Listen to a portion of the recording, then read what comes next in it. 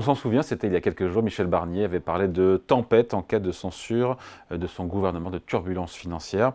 Ce n'est pas ce qu'on observe ces dernières heures, bien au contraire. Bonjour Franck. Bonjour.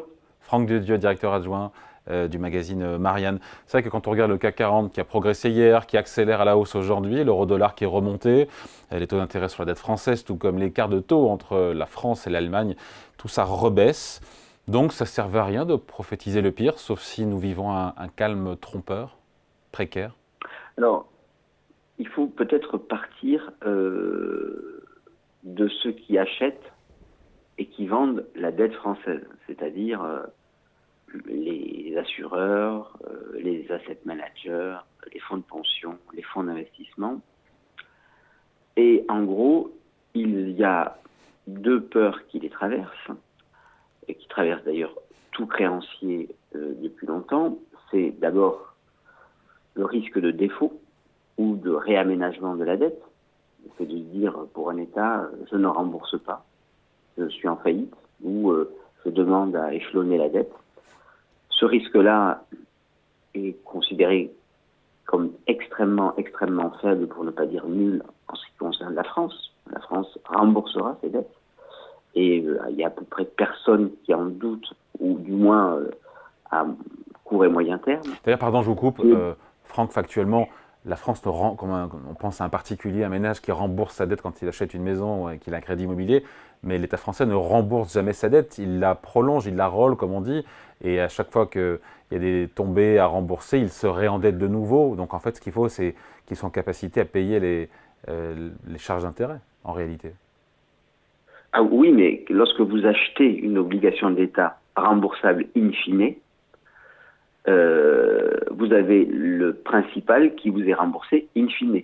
Donc dans la tête, du point de vue du bilan pour un gestionnaire d'actifs, il y a tout de même l'idée de se dire, moi, à l'échéance, j'ai souscrit à 100, je dois avoir L'État va rembourser les 100 à l'assureur ou à l'asset manager, mais l'État va se réendetter sur les marchés du même montant. Mais si vous voulez, oui, mais ça ne veut pas dire qu'il n'est pas solvable. Oui.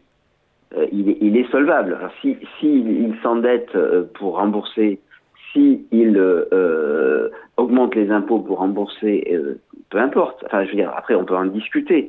En tout cas, votre point, c'est de dire que le risque de crise financière ou défaut de la France, pour vous, n'existe quasiment pas.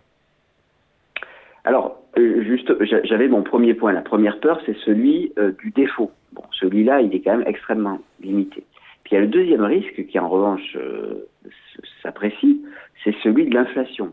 Vous êtes un créancier, vous achetez une obligation d'État et vous dites, j'espère que quand on me remboursera dans 10 ans mon principal, 100 euros, eh bien j'espère que ces 100 euros auront de la valeur. Autrement dit, si j'anticipe de l'inflation, je veux me protéger contre cette possibilité de voir le pouvoir d'achat de ma créance s'éroder, et donc j'exige des taux d'intérêt plus importants. Ça, en revanche, c'est peut-être ça sur lequel il faut travailler. Aujourd'hui, le risque d'inflation en zone euro semble faible. Pourquoi ? Parce que la croissance économique n'est pas au rendez-vous, que la Banque centrale tient vraiment à ce que les taux d'inflation dans toute la zone euro soient tenus. Donc vous avez finalement ces deux principaux risques qui n'apparaissent pas forts aux yeux des marchés, et donc ils achètent de la dette française, et cette bourrasque dont on nous parlait n'a pas eu lieu, et c'est assez logique. Le président de la République a dit il y a quelques jours cette semaine qu'il ne fallait pas faire peur aux gens en évoquant un risque de crise financière. Il avait raison ? Il avait raison, et il avait raison d'un point de vue, je dirais, financier, mais il avait aussi raison d'un point de vue politique. Moi, j'ai quand même entendu de la part même du Premier ministre, qui a parlé des épargnants, de plusieurs ministres, la porte-parole qui parlait de scénario grec. C'est-à-dire qu'on a des hommes politiques de premier plan qui dénigrent la signature de leur propre pays. Alors, à l'époque de François Mitterrand ou du général de Gaulle, c'était impossible. Il y a quelqu'un qui faisait ça, 10 minutes après, il était convoqué à l'Élysée. Et ceux qui suivaient les dévaluations, il n'y avait pas un mot. Pas un mot. C'est-à-dire que, alors, vous allez me dire, David, je vous connais, oui, mais c'était l'époque du franc. Et donc, effectivement, on ne dévalorisait pas la signature de sa monnaie lorsqu'elle était libellée en francs. Lorsqu'elle était libellée en euros, on dilue un peu cela, puisque finalement, on est plusieurs à utiliser l'euro. Mais je trouve que symboliquement, c'est peut-être une génération qui n'a pas connu des crises financières, qui n'a pas connu mai 81, eh bien, on fait attention avec la signature de son pays. C'est quelque chose qui est finalement assez sacré. Et c'est un bien qui traverse les époques.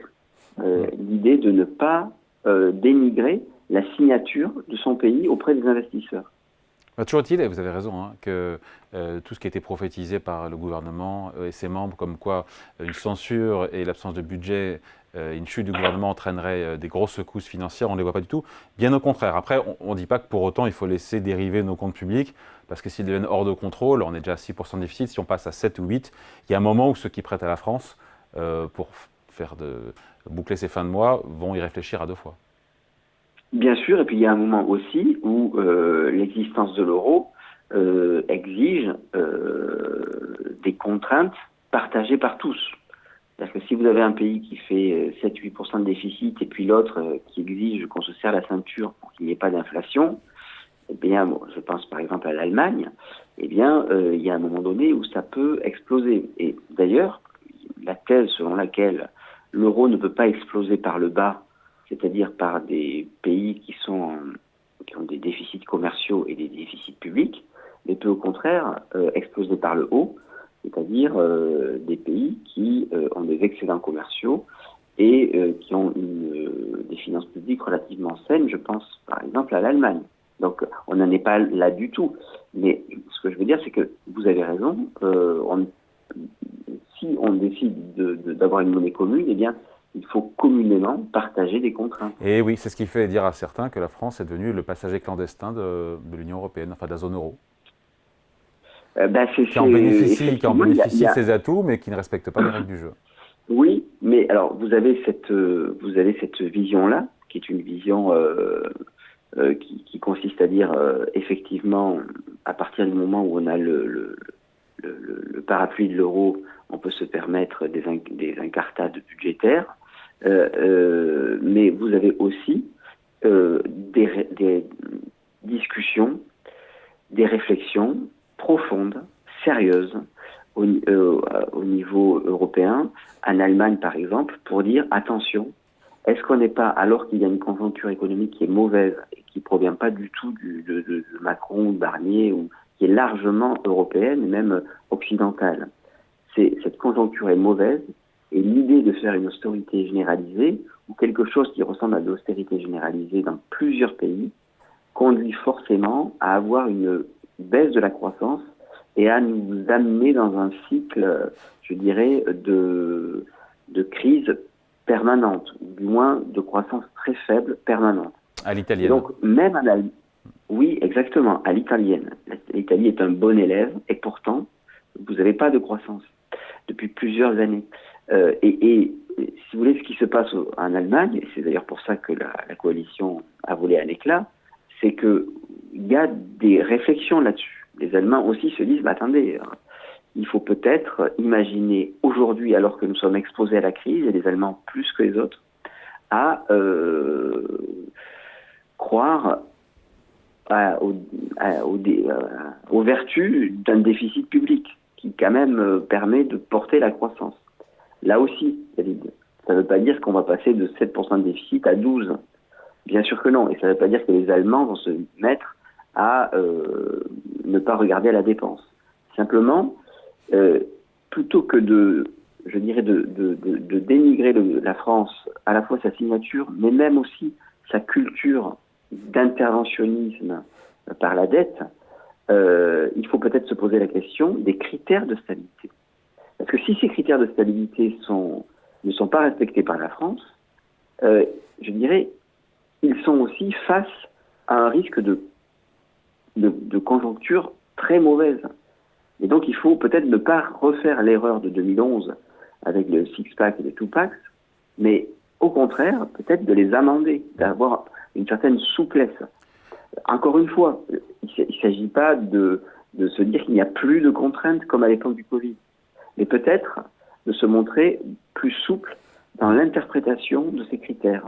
Aujourd'hui, il y a une vraie réflexion à avoir là-dessus, plutôt que de culpabiliser les Français qui ont décidé, depuis 60 ans, de socialiser certains besoins. Voilà, nous avons une école qui est gratuite, nous avons des réseaux publics, de services publics qui sont coûteux, et dans d'autres pays, bien, ils ont des dépenses qui relèvent du cadre familial, du ménage, qui ne sont pas socialisées. Franck, à la question, juste pardon, à la question, beaucoup disent que la France finalement peut se permettre parce qu'elle est too big to fail, elle est trop grosse pour tomber, et que finalement la BCE viendra nous sauver, et que finalement voilà, il n'y aura pas de crise financière autour de la dette française.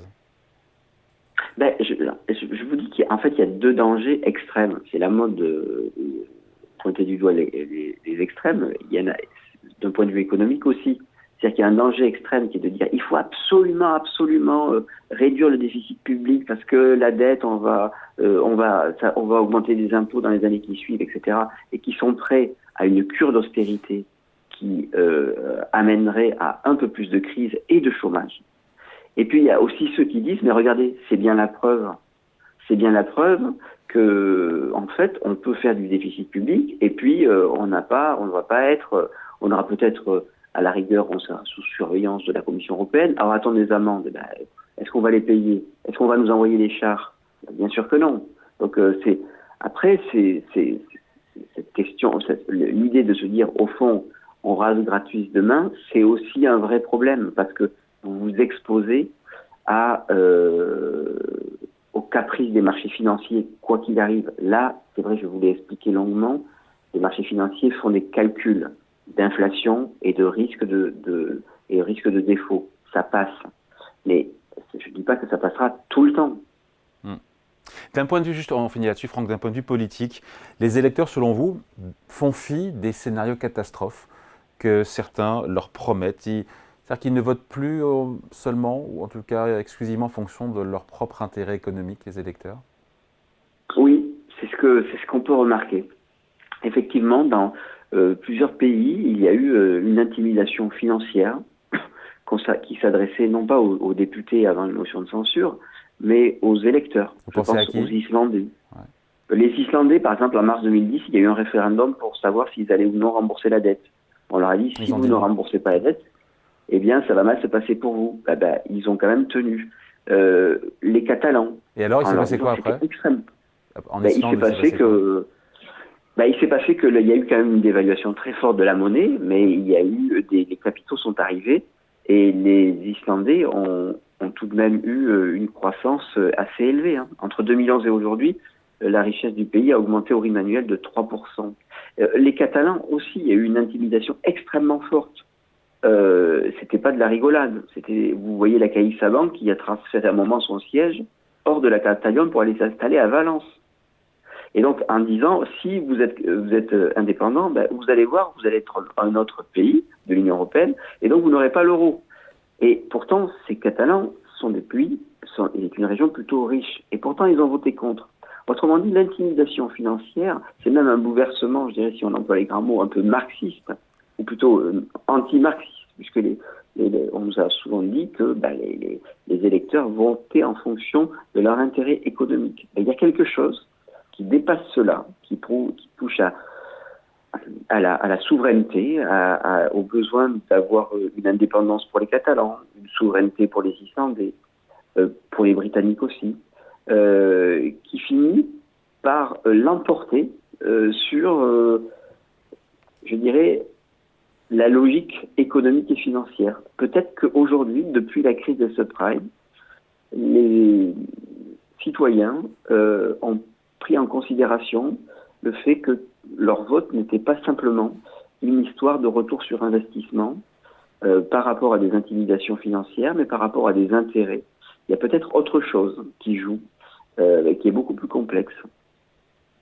Allez, merci beaucoup. Explication, point de vue signé Franck Dedieu, directeur adjoint de la rédaction de Marianne. Merci Franck. Merci beaucoup, David. Salut. Au revoir.